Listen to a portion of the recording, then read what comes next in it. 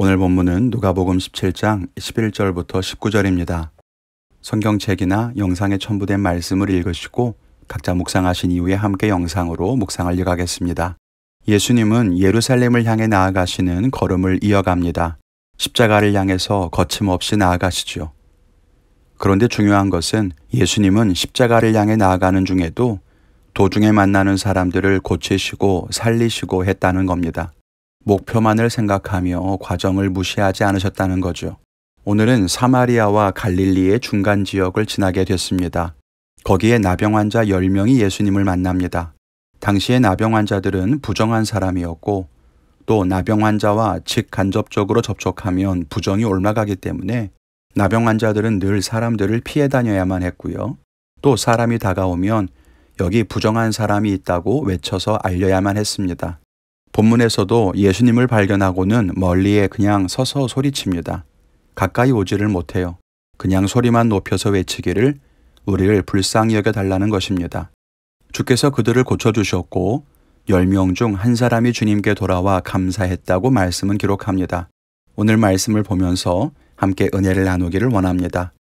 첫째는 우리는 은혜의 때를 알 수 없다는 거예요. 예수님께서 나병 환자를 고쳐주셨습니다. 그런데 예수님이 나병 환자들을 위해서 기도해 주셨느냐 하면 그렇지 않아요. 손을 얹거나 만지시거나 하는 어떤 행동을 하셨는가 하면 그렇지 않다는 겁니다. 그냥 단순하게 제사장에게 가서 너희의 몸을 보이라 라고 말씀하셨습니다. 여기에서 우리가 알아야 하는 것은 이스라엘의 정결법인데요. 앞에서 나병 환자는 부정한 사람이라고 했잖아요. 이 부정함을 사람들에게 옮길 수 있어서 이 사람들은 격리되어 살아야만 했습니다. 그러다가 병이 낫게 되면 자기가 부정하지 않다는 것을 확증해야 하는데 제사장에게 가면 제사장이 나병 환자의 몸을 보고 다 나았는지를 확인합니다. 그리고 정결 의식을 행함으로써 최종적으로 깨끗한 존재라고 인정받게 됩니다. 그러니까 예수님께서 제사장에게 가라라고 하는 말씀은 사실은 병이 나은 다음에 하셔야 하는 말씀인 거죠. 병이 안 나았는데 어떻게 제사장에게 갈 수 있겠습니까? 그런데 이 나병 환자들이 예수님 말씀을 듣고 제사장에게 갔고 그 가는 길에 병이 나았다는 것을 알게 되었다는 거예요. 여기에서 우리는 은혜의 때에 대해서 생각해 보게 됩니다. 만일 우리였다면 어땠을까요? 저였다면 예수님께서 제사장에게 가라라고 말씀하셨을 때 못 갔을 것 같아요. 아직 병이 낫지 않았는데 제사장에게 가면 괜히 수고하는 것이고 또 제사장에게 욕을 먹을 수도 있잖아요. 어쩌면 병이 낫기까지 꼼짝 않고 그 자리에 서 있었을지도 모릅니다. 여러분은 안 그러신가요? 우리는 눈으로 확증하고 싶어 합니다. 병이 낫는 것을 봐야만 제사장에게 나아갈 수 있다고 생각하죠. 그런데 만일 그랬다면 병이 낫지 않았을 겁니다. 왜요? 이 병은 가는 길에 나을 것이었으니까요. 우리에게 하나님께서 은혜를 주실 때에도 마찬가지입니다. 은혜를 베풀어 주시지만 그 때는 우리가 알 수 없어요. 간절한 기도 제목이 먼저 이루어지고 그 다음에 하나님께서 말씀을 주실지, 말씀을 먼저 하시고 우리가 행동할 때에 응답해 주실지 우리는 모른다는 겁니다. 하나님, 낫지 않아서 갈 수 없어요.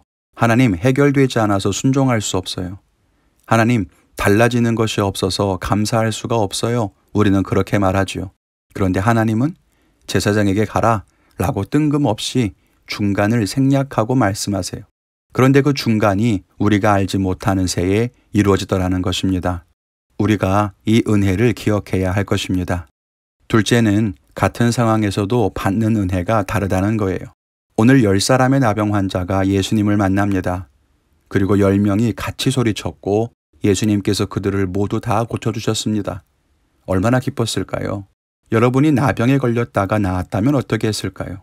당연히 예수님 말씀대로 제사장에게 달려가서 병이 나았다는 것을 빨리 확인받고 싶어 하지 않았을까요? 10명 중에 9은 그랬어요. 빨리 확인받고 그래서 인정받아야 마을로 들어갈 수 있고 사랑하는 가족에게 돌아갈 수 있고 일을 할 수 있을 테니까요. 그런데 한 사람은 그렇게 생각하지 않았습니다. 그는 길을 돌이켜 예수님께 돌아옵니다. 그리고 예수님께 감사를 돌려요. 제사장에게 가서 깨끗함을 인정받는 것도 중요하지만 그러는 사이에 예수님은 어딘가로 떠나가실 거 아니겠습니까?